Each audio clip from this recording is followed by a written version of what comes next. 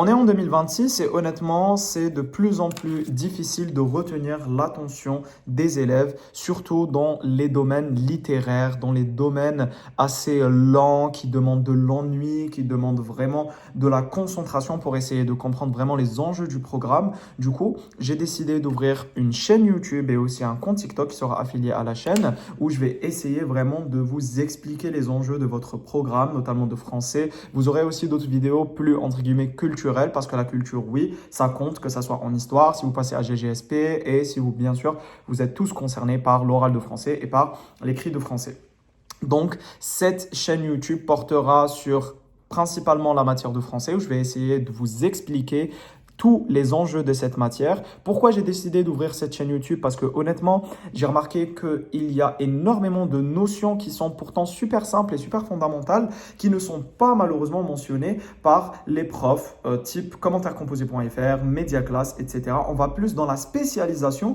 Or, on a oublié finalement certaines bases qui sont selon moi essentielles pour réellement réussir dans la matière de français. Donc vous l'aurez compris, on va parler de la matière de français pour les premières et pour cette matière, j'ai décidé donc de faire des cours gratuitement pour vous sur YouTube où il n'y aura ni de montage, ni d'accélération, ni d'effet. C'est pour limiter les contraintes pour ma part parce qu'à chaque fois, j'essaye de faire des vidéos YouTube et je vois finalement que c'est assez difficile pour moi de faire des montages, etc., assez contraignant et ce qui m'empêche finalement de donner pleinement mon potentiel. Je vais vous expliquer à propos de mon accent un peu plus tard.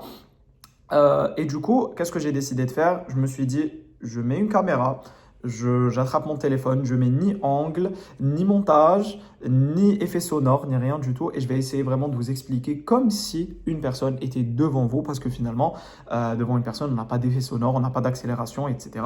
Donc vraiment, face to face, comme on dit en anglais. Et on va s'attaquer au programme de français pour les premières qui n'ont malheureusement pas encore les moyens, on va dire, de faire des cours particuliers ou de avoir peut-être un prof qui est peut-être assez médiocre ou qui n'aborde pas finalement bien la matière de français, alors que c'est une matière relativement simple qui demande quand même un petit effort sur la partie compréhension et aussi sur la partie assimilation des cours et qui nécessite aussi beaucoup de pratique et beaucoup d'apprentissage. C'est pour ça que j'ai décidé donc d'ouvrir cette chaîne YouTube. Alors, avant tout, je vais bien sûr me présenter. Donc, je m'appelle Hani, H-A-N-I, comme on dit dans ma langue natale, Hani, parce qu'on prononce le H. Vous aurez donc compris que je suis algérien et j'ai donc passé mon bac français en 2021 ça fait j'enseignais avant et je me suis spécialisé dans la littérature française puis j'ai vu d'autres horizons tels que histoire géo, etc., philosophie aussi, mais je me suis réellement spécialisé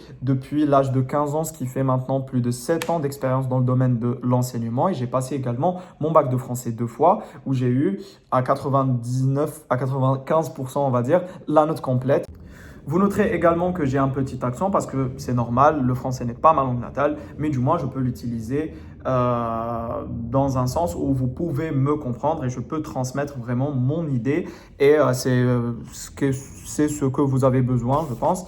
Et du coup, on va entrer directement dans le premier cours qui est vraiment essentiel. Mon premier cours va répondre déjà à une question, à un problème que j'ai rencontré durant ces 7 dernières années. Généralement, j'ai toujours des élèves qui me disent Hani, voilà, je remarque que en fait, la matière de français spécialement, je ne sais pas d'où la commencer, je ne sais pas quoi faire, j'ai envie d'étudier, mais je ne sais pas vraiment quoi faire. Moi, je vais vous répondre que ça, c'est un souci de compréhension de la matière, c'est ça le hic, c'est pour ça que vous ne savez pas comment l'étudier, parce que vous ne savez pas comment se déroule exactement la matière d'un point de vue programme, d'un point de vue examen, d'un point de vue discipline, parce que finalement, si vous saurez comment diviser votre programme et diviser les cours et diviser donc les disciplines, vous saurez directement quoi faire et quoi maîtriser. Par exemple, cours 1, cours 2, cours 3, je dois maîtriser ça à 100%, plus ça, pour commencer à faire par exemple des commentaires et des dissertes, on va en parler, et autres. Donc, Ne vous dites pas, je donne un petit disclaimer, ne vous dites pas que cette séance n'est pas nécessaire. Je vous recommande vivement de la voir parce que c'est vraiment, je vais reparler de cette séance dans les autres séances. Donc, même si vous connaissez déjà les enjeux du programme, vous savez comment le programme est divisé, etc.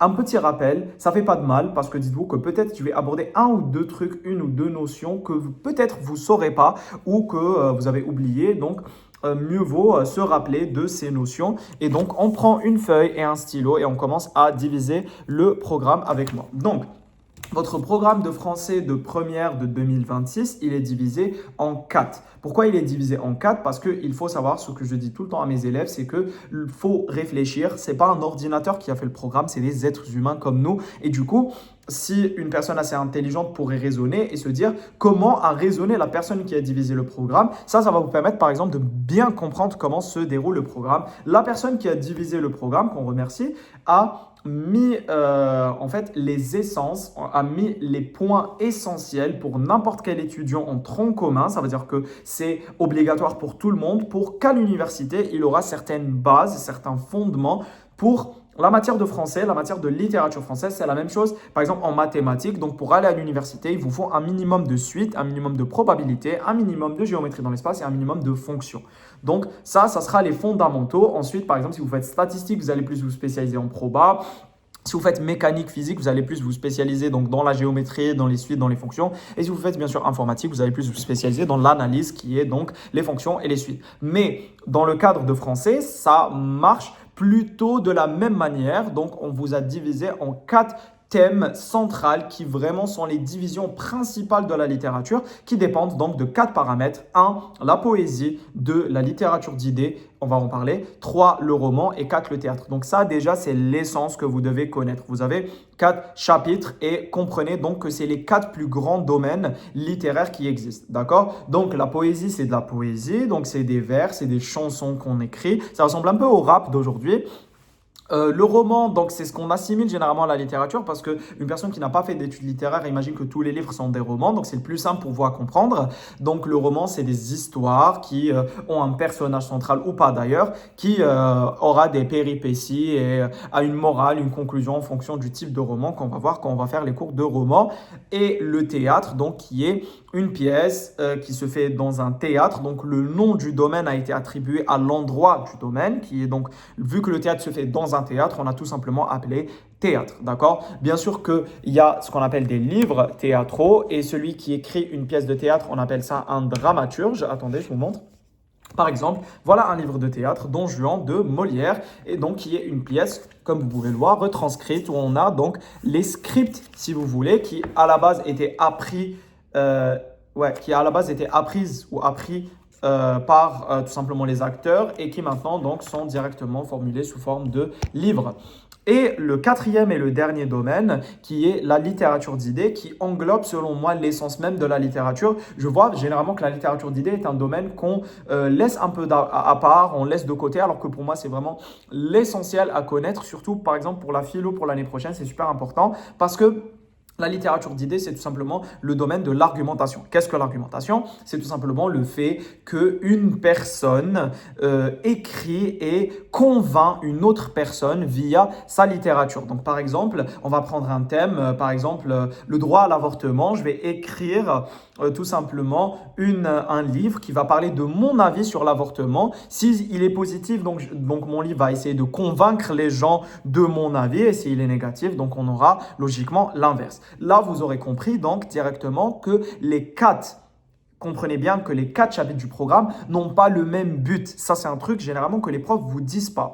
Alors, la poésie, essentiellement, est faite pour faire belle. Donc, la poésie est un art esthétique.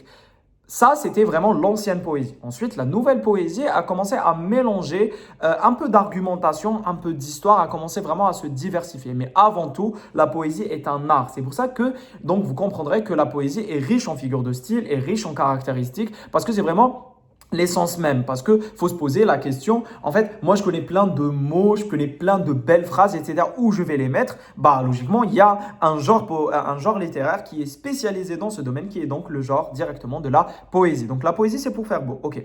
La littérature d'idées, donc l'argumentation, c'est fait pour convaincre. Donc le but, ce n'est pas de faire beau. Donc vous remarquerez que dans votre commentaire ou dans votre oral, on va en parler plus tard aussi, l'esthétique, l'essentiel, donc ici, ce n'est pas trop de retirer les figures de style que de convaincre et de montrer à votre examinateur que vous avez compris le message passé par le mec qui a écrit le texte argumentatif. Donc déjà, vous remarquez qu'il y a une légère différence d'optique. Donc dans la poésie, on va montrer qu'on a compris la beauté que recherche le poète finalement. Et en littérature d'idées, on va voir qu'on a compris le message passé, pas spécialement avec de belles figures, pas spécialement avec de bons mots, mais qu'on a compris le message passé. Au roman, donc, on va montrer qu'on a compris l'histoire, parce que le roman, c'est, on va dire, de la distraction, c'est des histoires avec des fois des morales, etc.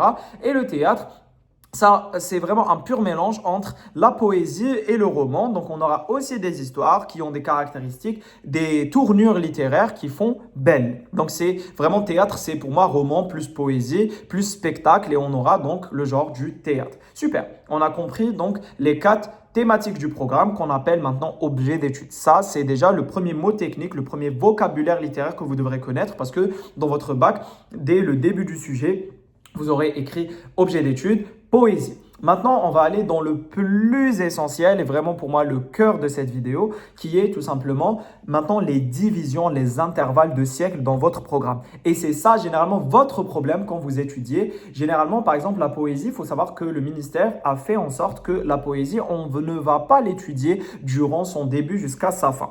Logiquement, vous comprendrez que étudier une histoire, par exemple comme l'histoire de France, à votre programme d'histoire de première, vous allez étudier de 1789 et on monte. Mais on ne va pas étudier avant 1789 pour des raisons de charge de programme. Et donc, c'est un peu la même chose. Pour des raisons de charge de programme, on ne va pas vous mettre toute la poésie de l'histoire parce que quand même, ça fera beaucoup de poésie à connaître. Donc, on vous a délimité la poésie dans votre programme. Et donc, la poésie, par exemple, vous allez l'étudier du 19e siècle, donc de l'an 1800, jusqu'au 21e siècle, donc jusqu'à approximativement aujourd'hui. Et donc, ça veut dire quoi? Ça veut dire que votre programme de poésie, donc si vous commencez à étudier, par exemple, pour réviser la poésie, il faudra obligatoirement donc connaître la poésie que du 19e siècle, pas la peine avant, au 21e siècle. Ça veut dire aussi que donc, dans un commentaire de texte, si la poésie tombe au bac, vous n'aurez jamais avant le 19e siècle. Donc, il n'y aura jamais une poésie datée de 1700 au bac parce que tout simplement, dans votre programme ministériel, la poésie est délimitée du 19e siècle, donc de 1800 jusqu'à aujourd'hui. Pour la littérature d'idées, on aura donc une autre délimitation du programme. Donc, on aura la littérature d'idées du 16e siècle, cette fois-ci, au 18e siècle. Vous voyez un peu la complémentarité, parce que finalement, faire aussi la littérature d'idées du 19e au 21e, le ministère s'est dit que voilà, les élèves connaissent déjà ce qui se passe approximativement, même en poésie, mais ils comprennent déjà ce qui se passe au 19e, 21e. Donc, pour nous, pourquoi pas qu'ils sachent maintenant ce qui se passe du 16e au 18e. Donc, la littérature d'idées, vous allez donc voir ici le 16e et le 18e. Vous allez ni voir ce qui s'est passé avant le 16e, ni voir après ce qui s'est passé le 16e dans le domaine argumentatif. Donc, on va voir tout ce qui s'est passé dans l'argumentation du 16e au 18e et c'était quoi les thèmes parce qu'on n'oublie pas que le but de la littérature d'idées, c'est de convaincre. Donc, convaincre, bien sûr, dans les thèmes de cette époque-là. Si on est au 21e siècle, les textes argumentatifs, par exemple, porteront sur est-ce que l'intelligence artificielle est nécessaire pour l'homme. Donc, on voit que c'est de nouveaux thèmes et donc, finalement, tout ce qui se passe aujourd'hui dans les textes argumentatifs aura forcément un rapport avec comment on vit aujourd'hui. Donc, il faudra sûrement savoir ce qui se passe entre le 16e siècle et le 18e siècle d'un point de vue un peu historique, un peu condition de vie des auteurs de cette époque-là pour essayer vraiment de mieux convaincre le lectorat le sujet donné, la thèse donnée finalement dans ces 3 siècles. Et donc, on comprendra que c'est essentiel donc de connaître ce qui se passe du 16e siècle au 18e siècle, chose bien sûr qu'on va voir quand on va faire la littérature d'idées. Le roman, donc le roman c'est la plus longue histoire du programme. Au ministère, on a divisé le roman du Moyen-Âge jusqu'au 21e siècle. Pourquoi cette division? Parce que tout simplement, le roman suit une évolution. Vous ne pourrez jamais comprendre le nouveau roman, par exemple de Nathalie Sarraute, tant que vous n'avez pas compris comment le roman est né et comment il a évolué petit à petit pour devenir le roman qu'on connaît aujourd'hui. Super. Et pour le théâtre, donc on aura le théâtre du XVIIe siècle au XXIe siècle. Je vous conseille vivement d'écrire ce que je dis. Du XVIIe siècle au XXIe siècle. Aussi, le choix n'est pas anodin parce que tout simplement, le XVIIe siècle, c'est le siècle de Molière qui est l'un des fondateurs avec les frères Corneille du théâtre international français. Et donc, c'est pour ça que pour le ministère, il est vraiment nécessaire pour n'importe quel universitaire plus tard de connaître finalement un minimum de qui est Molière. Et donc, c'est pour ça qu'on a délimité le programme du XVIIe siècle au XXIe siècle avec les fondateurs du théâtre du XVIIe, comme je l'ai cité. Donc, on aura Boileau, Molière, les frères Corneille. Et par exemple, au XVIIIe, on aura Beaumarchais, Marivaux, etc., etc. Voilà donc pour la délimitation du programme. Et donc, vous pourrez chercher n'importe quel sujet de bac. Vous trouverez toujours donc le premier mot-clé, comme j'ai dit, objet d'étude, poésie, et toujours après la délimitation historique. Donc, on ne dit jamais je suis dans par exemple, on te demande tu es dans quel chapitre, tu dis je suis dans poésie. On dit toujours je suis dans poésie du 19e siècle au 21e siècle. Parce qu'il y a une différence entre poésie, parce que poésie, là tu insinues que tu vas étudier toute la poésie, alors que la poésie en première, elle est délimitée du 19e siècle au 21e. En seconde, elle est délimitée du 16e au 18e. Et donc en première, c'est la continuité de ce que vous avez en principe étudié en seconde, si vous n'êtes pas bien sûr en candidat libre. J'espère que vous avez compris donc l'essence même de cette première division du programme. Donc, je récapitule rapidement. On a 4 chapitres donc, qui témoignent de vraiment une sorte de culture générale sur la littérature. Donc, on aura qui s'appelle bien sûr objet d'étude. Donc on aura le premier objet d'étude, la poésie, le deuxième, la littérature d'idées, le troisième, le roman et le quatrième, le théâtre. La poésie cherche à faire beau. Donc le but d'une poésie, quand vous analyserez un texte poétique, c'est de retirer les figures et de faire comprendre à votre examinateur que vous avez compris finalement ce que le poète veut faire ressentir via sa poésie. La littérature d'idées, vous devrez donc pas montrer cette fois-ci le côté esthétique, vous devrez montrer le côté raisonnement, donc que vous avez compris quel message veut passer l'auteur via son texte argumentatif, ce qu'on appelle la littérature d'idées. Le roman, donc vous devrez tout simplement montrer que vous avez compris l'histoire avec la narration, avec l'enchaînement des personnages, etc. Et pour le théâtre, vous devrez donc faire un mélange, comprendre l'histoire comme le roman et en même temps comprendre les figures esthétiques comme dans la poésie. Donc ça, c'est pour quel but vous étudiez chaque domaine. Maintenant, on a mentionné également que chaque domaine est délimité par un contexte historique. Donc pour la poésie, c'est du 19e au 21e, de 1800 à aujourd'hui. Pour la littérature d'idées, on est donc du 16e au 18e, donc de 1500 à 1700. Pour le roman du Moyen-Âge, qui est une période entre le 5e siècle et le 14e siècle, donc entre le 5e siècle jusqu'à aujourd'hui, donc c'est la plus longue histoire. Et pour le théâtre, on est du 17e siècle, donc de 1600 jusqu'à aujourd'hui. Super, donc on a compris déjà ces 4 paramètres. On va revenir donc maintenant à ces 4. Il faut savoir maintenant que chaque objet d'étude a 3 livres que vous devrez, qui sont mentionnés, on va dire, dans votre programme. Donc 3 livres ici, 3 livres en poésie, plus 3 livres en littérature d'idées, 3 livres au roman, 3 livres au théâtre. Vous aurez compris bien sûr que les 3 livres porteront sur le thème de l'objet d'étude. Donc on aura en poésie 3 livres poétiques qui sont datés bien sûr du 19e au 21e. On reste toujours dans cet intervalle. Dans la littérature d'idées, on aura donc 3 livres qui sont datés du 16e au 18e. Et pour le roman et le théâtre, vous aurez compris que c'est la même chose. Donc pour la poésie, vous pourrez écrire le programme. Donc on aura les Cahiers de Douai d'Arthur Rimbaud, un livre du 19e siècle. On aura La rage de l'expression de Francis Ponge, qui est un livre du 20e siècle. Et on aura Mes forêts d'Hélène Dorion, ou Les forêts d'Hélène Dorion, qui est un livre du 20e siècle. Pour la littérature d'idées, on aura donc Discours de la servitude volontaire d'Étienne de la Boétie, un livre du 16e siècle. On aura Entretien sur la pluralité des mondes. Et on aura, j'ai oublié le dernier, attendez, Lettres péruviennes de Graffigny. Voilà. Pour le roman, donc, on aura Manon Lescaut de l'abbé Prévost, un roman normalement du 18e ou du 19e, j'ai oublié. Et pour La peau de chagrin, donc c'est un roman bien sûr de Balzac du 19e siècle. Et pour Colette Sido et l'Évry de la Vigne, c'est un roman du 20e siècle. Pour le théâtre, donc vous aurez Le Menteur de Pierre Corneille, un roman donc une pièce de théâtre du 17e siècle. On ne badine pas avec l'amour d'Alfred de Musset, une pièce de théâtre du 19e siècle. Et Pour un oui ou pour un non de Nathalie Sarraute, une pièce de théâtre du 20e siècle.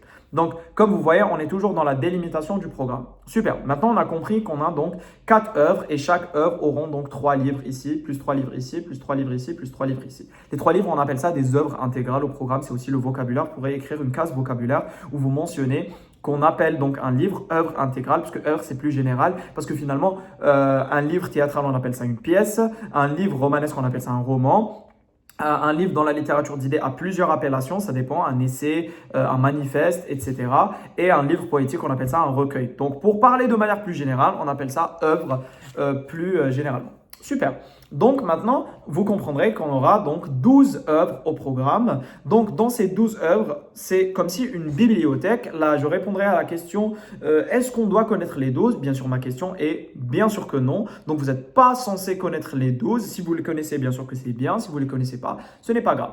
Vous êtes censé avoir le choix entre chaque objet d'étude, chaque trio, d'accord? Donc, vous aurez 3 livres qui portent sur plusieurs périodes historiques délimitées donc par votre programme et vous allez tout simplement choisir quel livre vous plaît de chaque trio. Donc, du trio poétique, vous allez choisir par exemple pour la majorité les cahiers de Douai. Du trio de la littérature d'idées, vous allez choisir Discours de la servitude volontaire. Ça, c'est un peu mes conseils. Hein. Pour cette année, du trio de le roman, vous allez donc choisir, moi je suis plus dans Manon Lescaut, c'est le plus simple des trois. Et pour le trio du théâtre, vous allez choisir aussi, c'est le plus simple des trois, On ne badine pas avec l'amour. Disclaimer, pour un nom de Nathalie Sarraute, si vous faites du théâtre, c'est vrai que c'est plus simple, c'est plus court, mais c'est beaucoup plus complexe à aborder que On ne badine pas avec l'amour, qui est juste une histoire d'un trio amoureux. Super. Donc, on a choisi maintenant nos 4 livres. Donc, pour la poésie, L'heureux élu et Les cahiers de Douai d'Arthur Rimbaud. Donc, c'est vraiment notre mère de la poésie. Pour la littérature d'idées, Discours de la servitude volontaire. Pour le roman, donc Manon Lescaut. Et pour le théâtre, donc On ne badine pas avec l'amour. Qu'est-ce qu'on va maintenant faire avec ces 4 livres? Donc, maintenant, on a 4 livres qui font écho à un objet d'étude. Vous allez maintenant retirer 3 extraits. Qu'est-ce que ça veut dire un extrait? Ça, c'est un livre. D'accord? Donc, ça, par exemple, c'est un livre théâtral, donc il va être ici. D'accord. Donc, de ce livre, on va retirer 3 extraits. Extrait, c'est tout simplement une page, un passage. Si le livre, finalement, c'était un film de 1 heure, un extrait, ce serait 2 minutes du film. D'accord? Donc, on va retirer, en fait, une page qu'on va analyser pour notre oral de français. Donc, on va parler maintenant de l'examen oral de français. Donc, on va retirer 3 extraits par objet d'étude, donc 3 textes poétiques des cahiers de Douai, plus 3 textes argumentatifs de Discours de la servitude volontaire, plus 3 extraits intéressants de Manon Lescaut l'abbé Prévost, plus 3 extraits intéressants, 3 scènes intéressantes de On ne badine pas avec l'amour d'Alfred de Musset, ce qui nous fait un total de 12 extraits pour votre oral. Vous me diriez maintenant que dans mon oral, moi j'ai entendu parler que c'était 16 textes. On va en revenir. Donc, pour les 16 textes, il faut comprendre qu'on va rajouter maintenant un texte ici qui seront hors programme. Donc, on va voir un autre texte poétique, pas des 3 livres du programme, donc pas des cahiers de Douai, de la rage de l'expression ou de mes forêts. Donc, il sera hors les cahiers de Douai et qui viendra bien sûr compléter notre lecture des cahiers de Douai. Donc, bien sûr, qui ressemblera. Par exemple, pour les cahiers de Douai, vous pourrez choisir Guillaume Apollinaire, par exemple, Alcool. Il y a plein ou Charles Baudelaire, par exemple, qui potentiellement ressemblerait au cahier de Douai, qui reste bien sûr dans l'intervalle, j'ai dit ça c'est le truc le plus important, qui reste dans l'intervalle 19e, 21e, d'accord? Si on est bien sûr en poésie. Donc on aura 3 textes du programme plus un texte hors programme, donc 4 en poésie, 3 textes hors programme plus 3 textes du programme plus un texte hors programme de la littérature d'idées qui nous donne donc maintenant 8. 3 textes du programme plus un texte hors programme du roman qui nous donne 12. Et on finit sur 3 textes du programme plus un texte hors programme qui nous donne 16. Et voilà d'où viennent vos 16 textes. Ce travail, généralement, c'est le prof qui le fait. Mais vous avez le choix, si vous n'êtes pas scolarisé, si vous êtes déscolarisé, si vous êtes en candidat libre, vous avez le choix de choisir vous-même vos textes. Donc, votre passage, vous pourrez, par exemple, pourquoi généralement c'est le prof qui choisit? Parce que vraiment, le prof a le temps parce que c'est son métier, a le temps de lire tout le livre et vous choisir vraiment le passage le plus intéressant. Et donc, peut-être que vous allez choisir peut-être un mauvais passage, un passage que vous ne saurez pas vraiment analyser. Mais là, on aura vraiment un problème de l'élève vraiment ou le prof peut-être parce que là, on remet la responsabilité de choix d'un texte chez un autre prof et peut-être qu'il a choisi un texte qui ne vous plaît pas beaucoup. Donc, pour les candidats libres, je tiens à préciser que vous avez totalement le droit de choisir vous-même vos textes. Je parle principalement en Algérie. Donc, même si vous êtes scolarisé dans une école de programme français, même si votre prof dépose votre descriptif dans le lycée international, vous pourrez repartir et déposer votre propre descriptif avec vos propres textes comme vous le souhaitez et vous n'avez besoin ni de signature de professeur ni de signature d'établissement parce que ça, c'est un amalgame qui touche beaucoup de pays parce qu'il y a certains profs qui vendent leur signature alors que le lycée international ne réclame aucune signature. C'est vraiment à titre facultatif, c'est vraiment pour savoir chez qui vous avez étudié, mais c'est vraiment pas obligé. Pour ma part, moi, j'ai signé chez Passion parce que j'étais prof, du coup, qui va me signer. Je n'ai pas signé, j'ai passé mon bac et tout s'est bien passé. Donc pour les 16 textes, on a compris. Maintenant pour l'écrit, on va clôturer cette vidéo sur l'écrit de français. Donc pour l'écrit de français, il faut comprendre maintenant que l'écrit de français est divisé en deux disciplines. La discipline du commentaire de texte et la discipline de la dissertation. Bonjour l'équipe, on est le lendemain. Je vais continuer la vidéo. Donc alors pour le commentaire de texte, comme j'ai expliqué hier, alors j'ai dit qu'il faut comprendre que dans nos 4 objets d'étude, on a tout simplement chaque commentaire appartient, si par exemple le commentaire tombe sur poésie, donc vous aurez comme tout simplement un texte poétique. Si vous avez littérature d'idées, vous aurez un texte argumentatif, roman, texte romanesque et théâtre, une scène théâtrale. Super. Ensuite d'avoir eu ces trois, donc un de ces 4 textes tombera au bac, il faut savoir, imaginons par exemple que la poésie. Si vous vous souvenez, tout à l'heure, on avait dit que la poésie est délimitée par du temps. La division temporelle de la poésie se situe donc du 19e siècle au 21e siècle et les œuvres du programme de la poésie sont les cahiers de Douai d'Arthur Rimbaud, La rage de l'expression et Mes forêts de Francis Ponge. Qu'est-ce que ça veut dire un commentaire de texte? Ça veut dire que vous aurez un texte, comme je l'ai expliqué la dernière fois, donc un extrait qui ne va pas tomber des 3 œuvres du programme que je viens de citer, mais qui va tomber hors programme dans l'intervalle des siècles, du 19e siècle au 21e siècle, chose que j'ai expliqué maintenant et aussi en début de vidéo.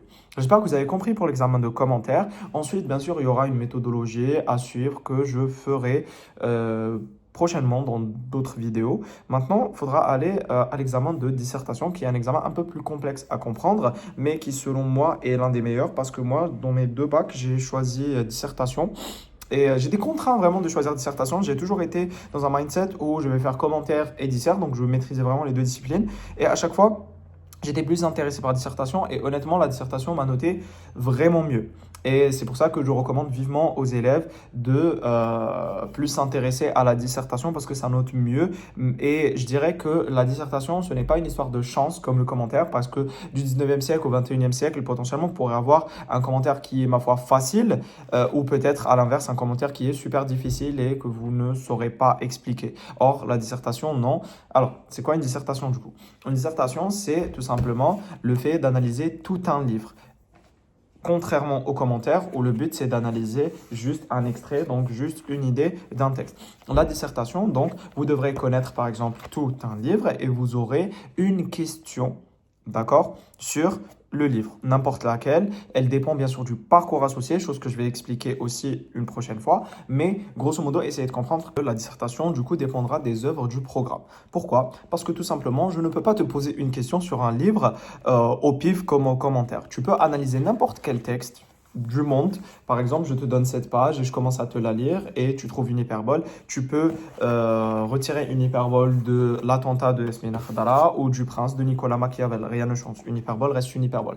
Par contre, si moi je te donne une question sur ce livre de Yasmina Khadala et je te dis de me l'expliquer, donc en principe tu l'as lu, ou de ce livre, Le prince de Machiavel, et je suppose que tu l'as lu, ça vraiment faudra lire tous les livres de la planète et du coup vu que c'est pas faisable, ainsi l'examen de dissertation donc dépendra des trios des programmes. Qu'est-ce que ça veut dire? Ça veut dire que comme je le réexpliquerai encore durant l'année, vous aurez 4 objets d'études. Chaque objet d'étude est constitué de 3 œuvres. J'ai vu hier, par exemple, en revoyant la vidéo, que j'ai fait 2 petites erreurs. Quand je vais me les rappeler, je vais vous les donner. 4 objets d'étude donc avec 3 œuvres chacune. Si par exemple la poésie tombe en dissertation, vous aurez donc vos 3 œuvres du programme, c'est-à-dire les cahiers de Douai, La rage d'expression, Mes forêts d'Hélène Dorion, et vous aurez donc un sujet sur les cahiers de Douai, plus un sujet sur La rage de l'expression, plus un sujet sur Mes forêts ou les forêts d'Hélène Dorion, et vous devrez choisir. Donc en tout et pour tout, vous aurez du coup 4 sujets le jour du bac, donc un sujet de commentaire qui sera un extrait à analyser. Donc, on va faire le récap et c'est fini pour la vidéo d'aujourd'hui. Donc, on aura un commentaire qui sera hors programme et qui dépendra donc tout simplement de l'intervalle du programme. Donc, si on est en poésie, ce sera toujours du 19e siècle au 21e siècle et ça sera toujours un texte poétique vu qu'on est en poésie. Si vous avez dissertation, donc cette fois-ci, ça dépendra d'un des 4 objets d'étude, donc poésie, littérature d'idées, roman, théâtre. Si par exemple la littérature d'idées tombe, vous aurez les 3 livres de la littérature d'idées en sujet, en une seule question, donc livre 1 ou livre 2 ou livre 3, et c'est vous de choisir entre les 3 dissertations ou entre globalement les 3 dissertations et l'examen tout simplement de commentaires. Il faut savoir une dernière note à connaître.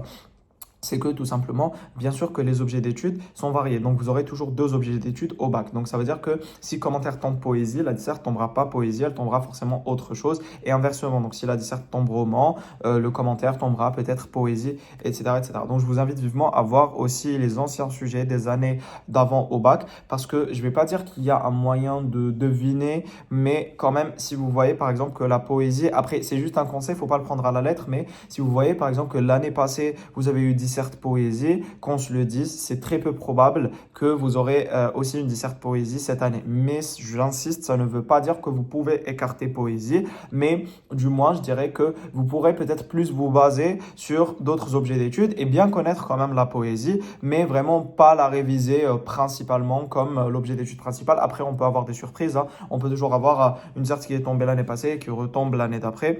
C'est un truc qui s'est déjà fait dans d'autres matières. Ici en Algérie, en français, jamais.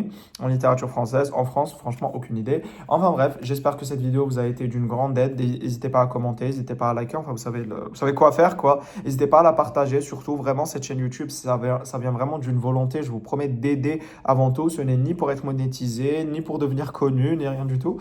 C'est juste pour aider certaines personnes qui n'ont peut-être pas les moyens de se payer des cours. Et au final, moi, depuis le début, depuis que j'essaye d'enseigner, j'essaye toujours de trouver une solution pour aider vraiment le maximum de personnes dans cette aventure qui est de comprendre la matière de français, dans cette aventure pour moi qui est vraiment d'enseigner parce que c'est quelque chose que j'aime et j'adore aider les autres et expliquer parce que finalement, enseigner quelque chose, ça reste un truc assez noble et je ne me voyais pas finalement souscrire de l'argent parce que par exemple chez nous en Algérie, c'est beaucoup d'argent pour faire des cours de français. Et du coup, je me disais que pour les personnes qui ont des moyens, etc., qui veulent par exemple potentiellement faire des cours chez moi ou autre, si vous voulez plus de détails, vous pouvez me contacter. Là, il n'y a pas de souci. Mais pour les personnes qui n'ont pas de moyens, qui ont peut-être un prof médiocre, qui ne s'en sortent pas dans la matière, etc., qui ont beaucoup de dépenses dans d'autres matières, moi, je dirais que mes vidéos restent quand même amplement suffisantes pour, bien sûr, celles du futur, restent amplement suffisantes pour essayer de